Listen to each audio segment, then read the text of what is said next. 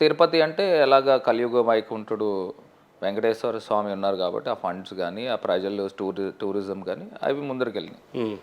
So నా ideology ఏంటంటే రాజమహేంద్రవరము వేల సంవత్సరాల చరిత్ర ఉంది.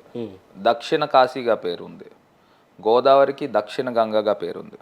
మరి ఇలాంటి ఒక అద్భుతమైన ప్రదేశము, ఇంత ఘన చరిత్ర ఉన్న ప్రదేశము, మరి కేవలం మనం చెప్తానంటే నేను ఎవరిని బ్లేమ్ చేయను, కానీ కాకపోతే ఎమ్మెల్యేలుగా ఎంపీలుగా ఉన్నవాళ్ళు ఆ పదవికి న్యాయం చేయలేదని నేను దృఢంగా విశ్వసిస్తాను.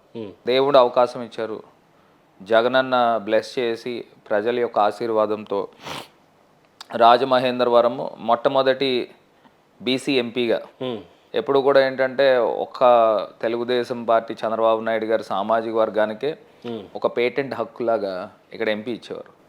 జగన్మోహన్ రెడ్డి గారు గౌరవ ముఖ్యమంత్రి వర్యులు ఆయన ఒక ఎక్స్పెరిమెంట్ కిందనే అనుకోవాలి. ఎందుకంటే ఆ రోజుల్లో ఆయన సీట్ ఇచ్చినప్పుడు అందరూ ఆశ్చర్యపోయారు, ఏంటి బీసీకా ఎంపీ సీటు ఎట్లా ఇస్తారు, ఎప్పుడు కూడా వీళ్ళే తీసుకునేవారు కదా ఎట్లా ఇస్తారని అందరూ అన్నారు. కానీ ఆయనకి జగనన్నకున్న సోషల్ ఇంజనీరింగ్ చాలా తక్కువ మందికి ఉంటుంది. సో ఆయన విశ్వసించారు, నేను ఫస్ట్ టైం మీట్ అయ్యాను, సో అవకాశం ఇచ్చారు. ఇచ్చిన తర్వాత ఆ అవకాశమే కాకుండా గెలిచిన తర్వాత సుమారుగా 1,21,000 పైన మెజారిటీతో గెలిచినాం. గెలిచిన తర్వాత పార్లమెంట్లో చీఫ్ విప్గా కూడా అవకాశం ఇచ్చారు. చీఫ్ విప్గా ఆల్మోస్ట్ మాకు 22 మంది లోక్సభలోను, యాజ్ ఆన్ డేకి 9 మంది రాజ్యసభలోను.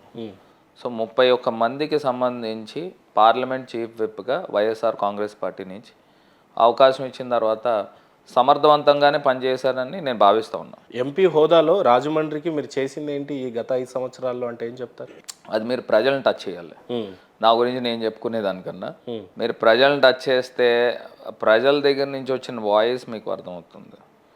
ఇవాళ నేను చెప్తా ఉన్నానండి, ఇప్పుడు మీరు అడిగారు కాబట్టి చెప్తున్నా, కంబాల్ చెరువు పార్క్ ఒకటి ఉంది. నేను ఐ బెట్ హైదరాబాద్లో ఆ రేంజ్ పార్క్ చూపియండి, నేను బెట్ చేస్తాను. ఓకే, అందులో ఉన్న అమ్యూజ్మెంట్ కానీ, ఆ వాటర్ థీమ్తో ఉన్న ఆక్వా స్క్రీనింగ్ కానీ, ప్రోగ్రామ్ ఆపరేటెడ్ ఫౌంటైన్స్ కానీ, లేని పక్షంలో జిప్ లైనింగ్ తీసుకొచ్చాము, దానిపైన స్కై సైక్లింగ్ తీసుకొచ్చాము. It's what not, it's everything, it's a pack. And also boating, మొత్తం అన్నీ కూడా. ఇది వరకు మీకు రాజమండ్రితో పెద్ద పరిచయం ఉందో లేదో నాకు తెలియదు. కంబాల్ చెరువు పార్క్ దగ్గర that is a sewage water body. జనరల్గా రెయిన్ వాటర్ హార్వెస్టింగ్ పెడతాం. దాని పర్పస్ ఏంటంటే స్టామ్ వాటర్ వచ్చినప్పుడు, వర్షాలు వచ్చినప్పుడు ఎక్సెస్ వాటర్ అందులోకి వెళ్ళేదానికి అసలు దాని పర్పస్. కాకపోతే గత పాలకులు ఏం చేసినారంటే ఆ వాటర్ డైరెక్ట్ డ్రైనేజ్ వాటర్ని అంతా కూడా అది క్యాచ్మెంట్ పాయింట్ కింద పెట్టేసేవారు.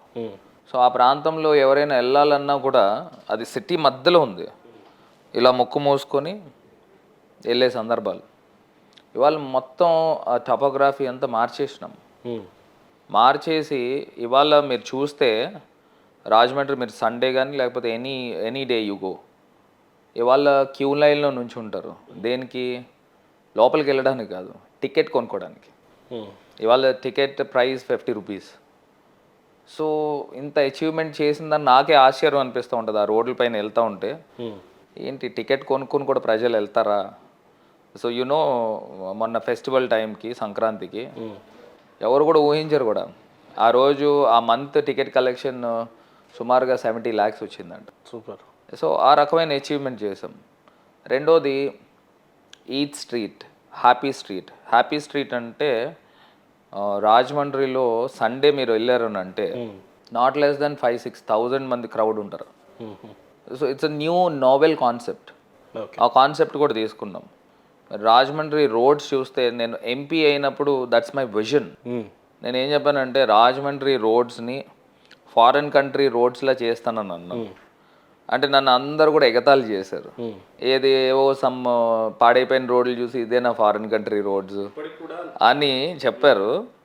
చెప్తే నేను ఐఎమ్ ఛాలెంజింగ్. ఇవాళ వై జంక్షన్ దగ్గర నుంచి సెంట్రల్ జైల్, చంద్రబాబు నాయుడు గారు ఉన్న సెంట్రల్ జైల్ రోడ్ అప్పుడు అప్ టిల్ నేషనల్ హైవే దాకా ఐ బెట్ అలాంటి రోడ్డు మీరు హైదరాబాద్లో అయినా చూపించండి. I'm showing in Rajahmundry. Y junction దగ్గర నుంచి అప్ టిల్ లాలా చెరువు దగ్గర one of the finest roads. ఇప్పుడు నేను చెప్పిన happy street road it's almost similar to the most developed కంట్రీస్లో ఉన్న రోడ్ సిస్టమ్ ఎట్లా ఉంటుందో అట్లా చేసాం. ఇప్పుడు నా పుష్కర్ ఘాట్ దగ్గర నుంచి టిల్ దేవీ చౌక్ ఇది ఆల్మోస్ట్ ఒక 1.5 కిలోమీటర్స్ ఉంటుంది. మేము తీసుకున్న వింటేజ్ లుక్ లైట్స్ కానీ, ఆ ఫుట్పాత్స్ దగ్గర పేవర్ బ్లాకింగ్ కానీ, సెంటర్ డివైడర్స్ తీసుకుని గ్రనైట్ క్లాడింగ్ కానీ, మధ్యలో మనం వేసిన అవెన్యూ ప్లాంటేషన్ కానీ